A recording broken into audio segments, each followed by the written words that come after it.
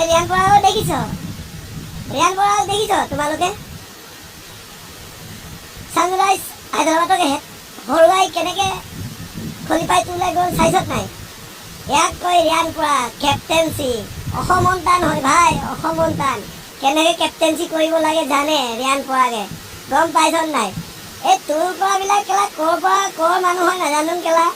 তাত কি হিংসা কৰে জানো কেলা, ইহঁতক কি কৰি দিলে জানো ৰিয়ান পৰাগে কেলা। ৰিয়ান পৰাগকে তোৰ কৰি থাকে চুদু ভাইকেইটা কেলা। ভাল ছিঙিব নাজানে, লোকৰ কেলা কাম কৰাটো কেলা পচন্দ কৰে চুটমা আনিহঁতে কেলা। চাহ কেলা কেনেকে ছানৰাইজ হায়দৰাবাদক ৰাতি হেৰুৱাই পেলাই খলিফাই তোলে লৈ গ'ল, গম পাইছ নাই? কেপ্টেইনচি কৰি আছে, ধুনীয়া কেপ্টেইনচি হৈ 2026 কেলা।